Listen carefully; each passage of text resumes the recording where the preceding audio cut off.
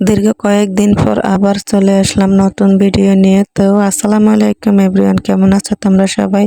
আশা করি আল্লাহর রহমতে ভালো আছো। তো কয়েকদিন যাবৎ বাবার বাড়ি বেড়াইতে গেছি, তাই ভিডিও দিতে পারি নাই। আজকে বাবার বাড়ি থেকে বাড়িতে আসলাম, আসিয়ে ভাবলাম যে সকাল সকাল কি রান্না করব। পরে ফ্রিজ খুলে দেখি ফ্রিজে ইলিশ মাছ আছে, তাই ফ্রিজ থেকে কিছু ইলিশ মাছ নিলাম। মাছগুলা তেলাপিয়াও সাথে আছে, তো ইলিশ মাছ আর এই তেলাপিয়া মাছের ফেটির টুকরা দিয়ে আমি আজকে রান্না করব। তো ভাবলাম যে দেখি ফ্রিজে কি আছে, তো ফ্রিজে ইলিশ মাছ পাইছি আর কিছু তেলাপিয়া মাছ পাইছি। দেখো কি সুন্দর এবং কি লোভনীয় ইলিশ মাছ। তো আমি এখন এগুলা রান্না করব পুঁই শাক দিয়ে।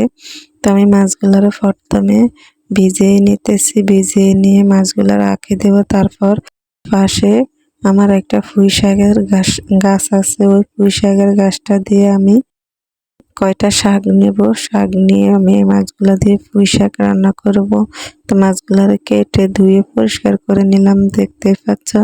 আর গাছ থেকে পুঁই শাকও নিয়ে আসলাম, আনি পুঁই শাকগুলারও আমি কেটে ধুয়ে পরিষ্কার করে নিলাম।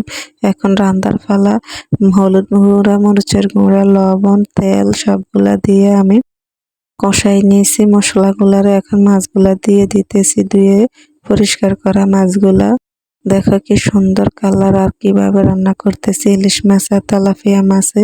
অনেকে হয়তো রাঁধো না, আমরা কিন্তু কিভাবে রাঁধি এভাবেও কিন্তু রাঁধা যায় ইলিশ মাছ আর তেলাপিয়া মাছে।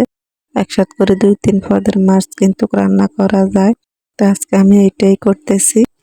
দেখো কি সুন্দর লোভনীয় কালার এবং মাছগুলো দেখতে যেমন সুন্দর, খেতেও খুব ভালো লাগবে। তো আমি সাথে পুঁই শাকগুলো দিয়ে দিলাম, কেটে পরিষ্কার করে রাখা পুঁই শাক।